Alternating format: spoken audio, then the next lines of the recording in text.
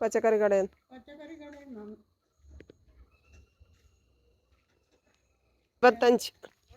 85 കിലോയ്ക്ക്.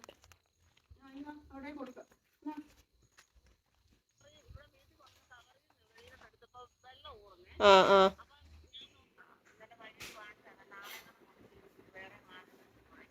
ആ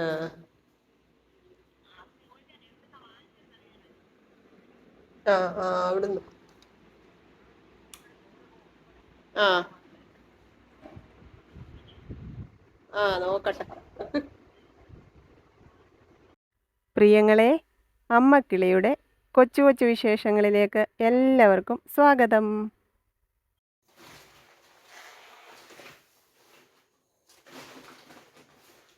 ഒരു കിലോ പഴം വാങ്ങിച്ചു. ഇന്ന് രാവിലെ പുട്ടായിരുന്നു, പുട്ടും പപ്പടമായിരുന്നു. അപ്പോൾ പച്ചക്കറിക്കട കയറിയപ്പോൾ പഴം ഇരിക്കുന്ന കണ്ടപ്പോൾ ഒരാഗ്രഹം, കോവയ്ക്കകത്തായിരിക്കും ഒരട്ട, കുഞ്ഞട്ട. കോവയ്ക്ക മേടിച്ചായിരുന്നു, എടുത്ത് കളയട്ടെ.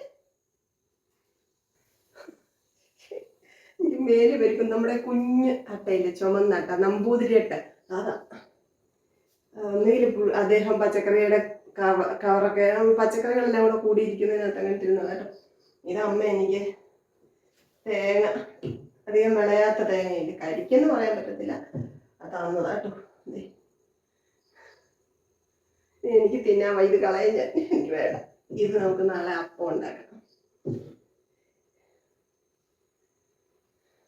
അട്ടെ കണ്ട സ്ഥിതിക്ക് എനിക്കിനി ഇത് കഴിക്കാൻ വയ്യ. അതെല്ലാം തൊട്ടില്ല, എന്നാലും ഒരു ഭയം. അവിടുന്ന് 5-6 മുട്ട മേടിച്ചു. മുട്ട തീർന്നായിരുന്നു. ഇനി ഞാൻ രാവിലെ കുക്കറിനകത്ത് അരിയൊക്കെ തിളപ്പിച്ച് വെച്ചിട്ടാണ് പോയത്.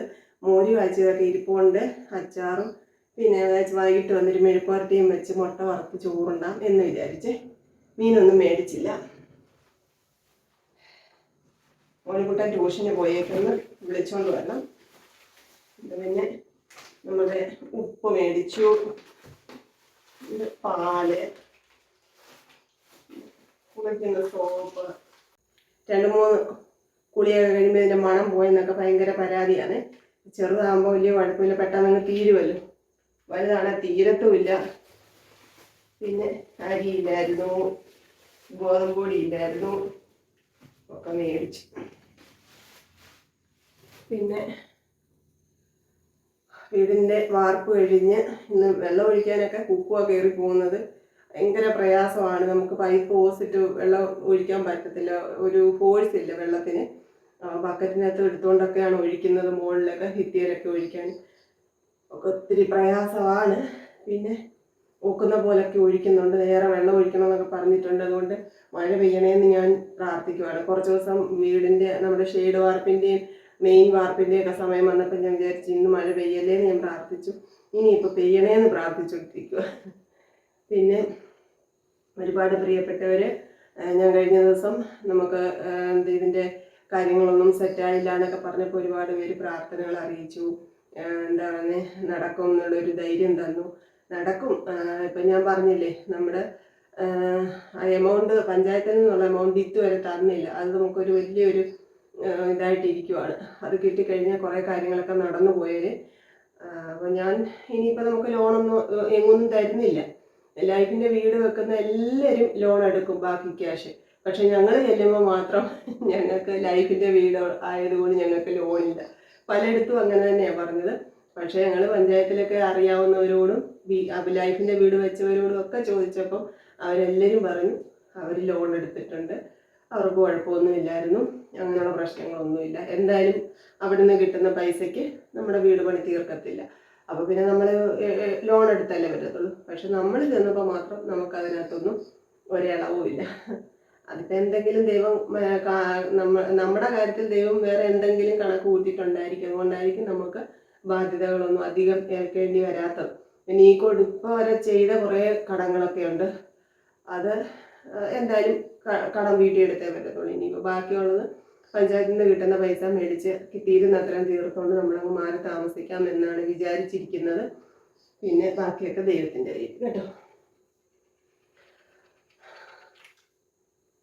ഞാൻ പോയി മോനിക്കുട്ടിനെ ഒന്ന് വിളിച്ചോണ്ട് വന്നിട്ട് ഇതെല്ലാം ഒന്ന് എടുത്തൊക്കെ വെക്കാം എന്ന് വിചാരിച്ച്. അല്ല പിന്നെ ഒത്തിരി താമസിക്കും. ഇന്നും ഭയങ്കര മടിയായിരുന്നു പോവാൻ. പുളിയും ജപമൊക്കെ കഴിഞ്ഞ് നമുക്ക് ചോറ് ഞാൻ തിളപ്പിച്ച് വെച്ചേക്കും. ഒന്നുകൂടി ഒന്ന് തിളപ്പിക്കാം, എന്നിട്ട് വാർത്തിടാം.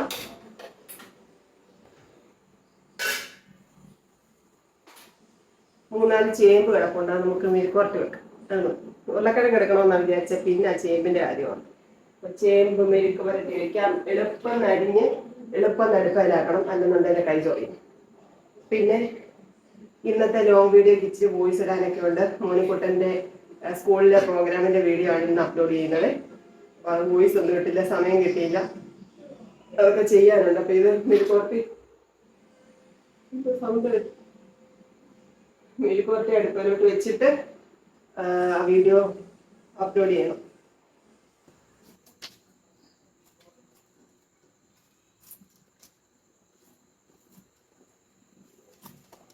മോനിക്കുട്ടന് 21-ാം തീയതി പരീക്ഷ തുടങ്ങുകയാണ്.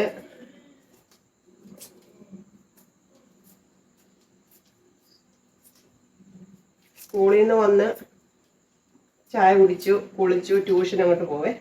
ഇപ്പം ട്യൂഷൻ കഴിഞ്ഞ് വരുന്ന ഉടനെ പഠിക്കാൻ പറയുന്നത് ദേഷ്യം. ഞാൻ ഇത്ര നേരം പഠിക്കുമല്ലായിരുന്നു എന്നൊക്കെ ചോദിക്കും. പിന്നെ ഞാൻ പറഞ്ഞിട്ടില്ല, ഞാനങ്ങനെ മെനക്കെട്ടിരുത്തി മോനിക്കുട്ടനെ പഠിപ്പിച്ചിട്ടൊന്നുമില്ല. ഒന്നാമത് ആരോഗ്യം അനുവദിക്കുന്നില്ല, പിന്നെ വീട്ടിലെ ജോലി എല്ലാം കഴിഞ്ഞ് അതും കൂടെ ഒന്നും ചെയ്യാൻ വയ്യ, അതാണ് സത്യം കേട്ടോ. അതുകൊണ്ടാണ് ഞാൻ ഈ ട്യൂഷന് വിടുന്നത് പോലും. അല്ലാതെ മുത്തിനെയൊക്കെ ആണെന്നുണ്ടെങ്കിൽ ഞാനൊരു കുറച്ച് എനിക്ക് വയ്യാതാകുന്നിടം വരെ ഞാനൊക്കെ പഠിപ്പിച്ച് എടുക്കുമായിരുന്നു. പിന്നെ മുത്തിനെ പിന്നെ ചെറിയ ക്ലാസ് തൊട്ടേ CBSE സിലബസിലാണ് വിട്ടത്. അത്യാവശ്യം നല്ല രീതിയിലൊക്കെ പഠിപ്പിച്ചെടുത്തോണ്ട് വന്നു. പക്ഷെ മോനിക്കുട്ടനെ അങ്ങനൊന്നും മോനിക്കുട്ടന് വേണ്ടി അങ്ങനൊന്നും ചെയ്യാൻ എനിക്ക് പറ്റിയിട്ടില്ല. അതുകൊണ്ട് ഓരോ സമ്മാനങ്ങൾ, ഒരു ചെറിയ ഒരു മിഠായി പോലും അവൻ സമ്മാനം വാങ്ങി വരുമ്പം എനിക്ക് ഭയങ്കര സന്തോഷമാണ് കേട്ടോ. കാരണം ഞാൻ അവന് വേണ്ടിയിട്ട് അത്ര കണ്ട് സ്ട്രെയിൻ ചെയ്യാത്തത് കൊണ്ട് അവൻ തനിയെ, അല്ലെങ്കിൽ അവൻ്റെ ടീച്ചേഴ്സ് അതിനെ പാകപ്പെടുത്തി എടുക്കുന്നതാണ്. അത് ഓർക്കുമ്പോൾ എനിക്ക് ഭയങ്കര സന്തോഷമാണ്. ഇന്നും ഇവിടെ മഴക്കോളൊക്കെ, ഭയങ്കര മഴക്കോളും ഇടിമുഴങ്ങുകയും ഭയങ്കര പെയ്യുമെന്നുള്ള ലക്ഷണത്തിലായിരുന്നു. പക്ഷെ ഇന്നും ആ മഴ പെയ്തില്ല. ടൗണിലൊക്കെ ചെറുതായിട്ടൊക്കെ ഒന്ന് ചാറി, ഇവിടെ പിന്നെ അതുപോലും ഇല്ലായിരുന്നു എന്ന് തോന്നുന്നു. മഴ പെയ്ത് മൊത്തം ഒന്ന് നല്ലതുപോലെ ഒന്ന് നനഞ്ഞ് കുതിർന്നിരുന്നെങ്കിൽ നല്ലായിരുന്നു അല്ലേ.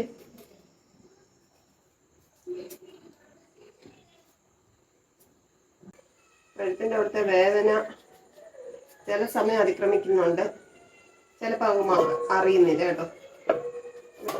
ആരൊക്കെയോ പറഞ്ഞായിരുന്നു തലനീരിറങ്ങുന്നേ, പക്ഷെ അത് അങ്ങനെയല്ല. ഞാൻ പറഞ്ഞില്ലേ, ഞാനിങ്ങനെ കിടന്ന സമയത്ത് ഈ വർഷം എനിക്ക് ചരിഞ്ഞ് കിടന്ന് അധിക സമയം ഉറങ്ങാൻ പറ്റത്തില്ല. വർഷങ്ങളെ ഞാൻ അങ്ങനെ കിടക്കാറില്ലായിരുന്നു. ഇപ്പം ആ സർജറിക്ക് ശേഷം അങ്ങനെ കിടക്കുമ്പോൾ ഭയങ്കര വേദനയാവും, ഓപ്പറേഷൻ ചെയ്തത്. അതുകൊണ്ട് അങ്ങനെ കിടക്കത്തില്ല. ഇപ്പം ഞാൻ കുറച്ച് നേരമൊക്കെ കിടക്കും. അങ്ങനെ കിടന്നിട്ട് ഞാൻ ഇങ്ങോട്ടൊന്ന് തിരിഞ്ഞുടനെ ഒന്ന് ഉളുക്കിയ പോലെ അങ്ങനത്തെ വേദന കേട്ടോ. അല്ലാതെ നമുക്ക് ഈ എല്ലിനാണ് വേദന, ഈ എല്ലിന്. അതാ സ്പ്രേ അടിക്കുമ്പോൾ ഇച്ചിരി കുറയും, പിന്നെ അതങ്ങ് കൂടും. അങ്ങനെ ആയിരുന്നു. ഇപ്പൊ പിന്നെ കഴിഞ്ഞ ദിവസത്തിന്റെ അത്രയൊന്നും വേദനയില്ല, എന്നാലും ചില സമയത്ത് ഇങ്ങനെ കഴുത്തൊക്കെ ഇങ്ങനെ വേദന തോന്നി.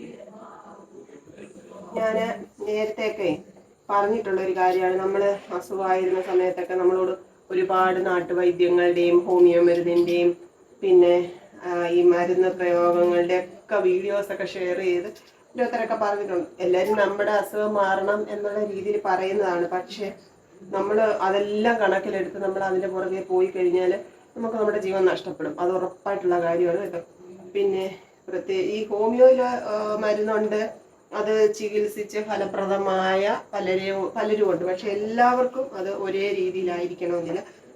പിന്നെ അത് കൂടാതെ പൈനാപ്പിൾ വെള്ളം, പിന്നെന്താണ് നാരങ്ങ നീര് കുടിക്കുന്നത്, അങ്ങനെയൊക്കെയുള്ള കുറേ കാര്യങ്ങളൊക്കെ ഷെയർ ചെയ്തുള്ള കുറേ വീഡിയോസൊക്കെ ആ കൂട്ടത്തിൽ അതിനകത്ത് പലതും നമ്മൾ അത് മാത്രം വിശ്വസിച്ച്, ഇതൊക്കെ നമുക്ക് ശരീരത്തിന് നല്ല കാര്യങ്ങളായിരിക്കും. ചിലപ്പോൾ വൈറ്റമിൻ സിയും പ്രോട്ടീൻസും നമ്മുടെ ശരീരത്തിന് ആവശ്യമായ മിനറൽസും ഒക്കെ കിട്ടുന്ന സാധനങ്ങളായിരിക്കും ഇത്. പക്ഷെ നമ്മൾ അതൊരിക്കലും ക്യാൻസർ രോഗത്തിൽ നിന്ന് രക്ഷപ്പെടുത്തണമെന്നില്ല. അത് മാത്രം വിശ്വസിച്ച് നമ്മൾ ഒരിക്കലും ഇരിക്കരുത്. അപ്പൊ ഇതൊക്കെ വിശ്വസിച്ചിട്ട് ആൾക്കാർ മരുന്ന് കഴിക്കാൻ മടിച്ച്, ചികിത്സ എടുക്കാൻ മടിച്ച് ഇതിന്റെയൊക്കെ പുറകെ പോയി കഴിഞ്ഞാൽ അവരുടെ അവസ്ഥ എന്തായിരിക്കും? ഒരിക്കലും അങ്ങനെയുള്ള വ്യാജ പ്രചരണങ്ങളെ വിശ്വസിച്ച് മരുന്നും ചികിത്സയൊന്നും മുടക്കരുത്. അങ്ങനെ മുടക്കിയവരെയൊക്കെ നമുക്ക് അറിയാം. അതിൻ്റെയൊക്കെ തിക്തഫലം അവർ അനുഭവിക്കുകയും ചെയ്യും. എന്ന് വെച്ചാൽ ചോദിക്കും, അസുഖം വന്നു കഴിഞ്ഞാൽ പിന്നെ എന്തോ അനുഭവിച്ചാൽ എന്തോ കുഴപ്പമൊന്നും. പക്ഷെ അങ്ങനെയല്ല. നമ്മൾ ശരിയായ ചികിത്സയിലൂടെ മുന്നോട്ട് പോയാൽ നമുക്ക് കുറച്ച് നാളൂടെയൊക്കെ ഇങ്ങനെ ജീവിക്കാം.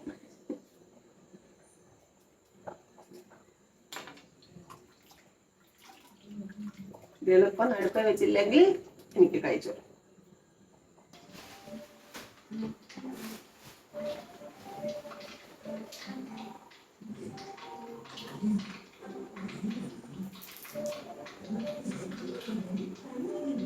കഴിഞ്ഞ ദിവസം നമ്മള്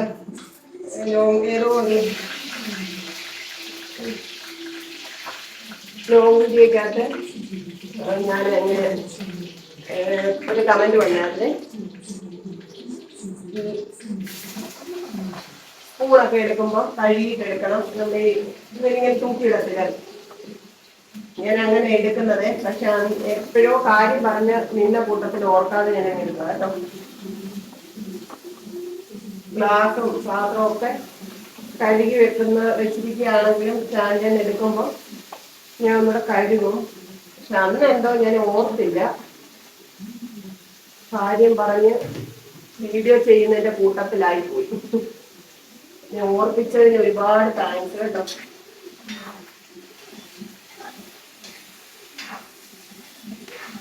ഇത് റെഡി ആകുമ്പോഴത്തേക്ക് വീഡിയോ അപ്ലോഡ് ചെയ്യണം.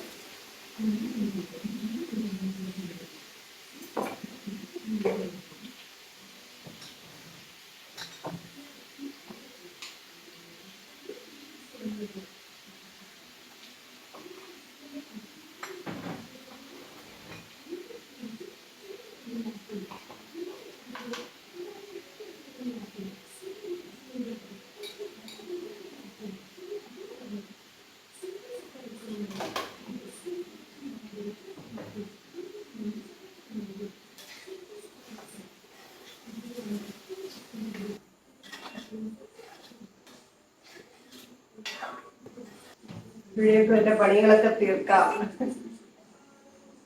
വെളിച്ചെണ്ണ ഒഴിച്ചേ.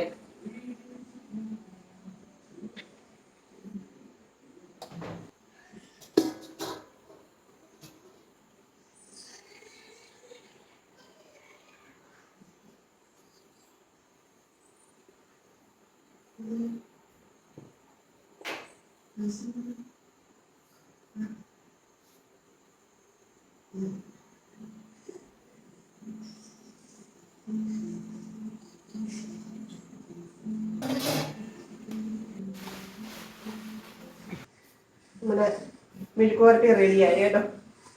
ഞാൻ ഫോണിന് സ്റ്റോറേജ് കുറവ്, അതുകൊണ്ട് എന്തൊക്കെയോ പ്രശ്നങ്ങൾ മൊബൈലിനകത്തുണ്ട്.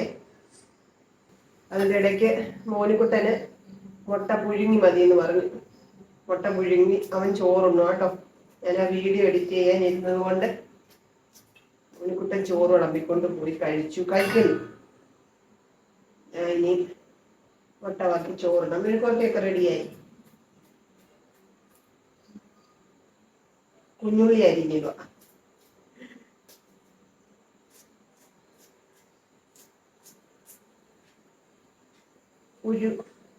ഒരു പച്ചമുളക്,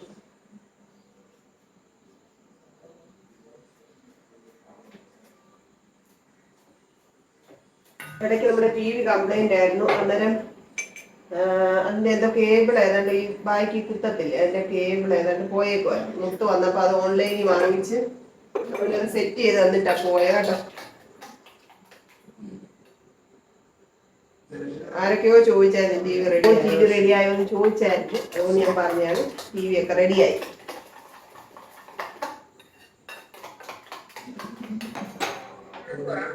ചോറുണ്ടാൻ പോവാ. കൂട്ടാൻ മെഴുക്കുവരട്ടി വെച്ചു. മുട്ട വറക്കും.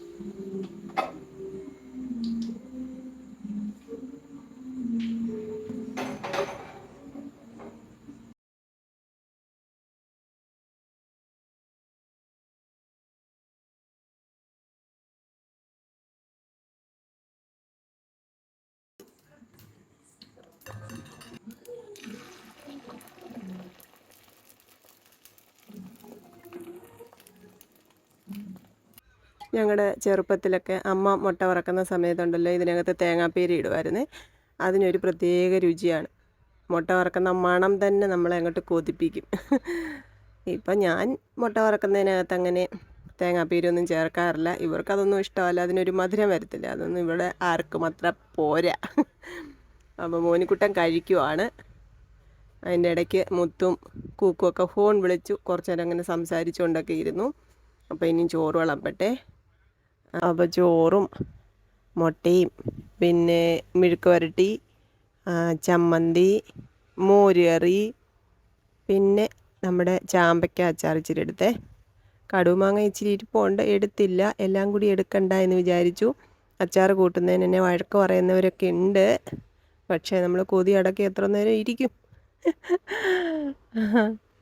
പിന്നെ അധികം ഉപ്പോ ഒരുപാട് വിനാഗിരിയോ ഒന്നും ഞാൻ ചേർത്തിട്ടില്ലാത്തത് കൊണ്ട് ഞാൻ അങ്ങനെ പറഞ്ഞ് അങ്ങ് രക്ഷപ്പെടുവാണ് കേട്ടോ. അപ്പോൾ ഇന്നത്തെ അത്താഴം ഇതാണ്. എൻ്റെ പ്രിയങ്ങളോടെല്ലാം സ്നേഹവും സന്തോഷവും അറിയിക്കുന്നു.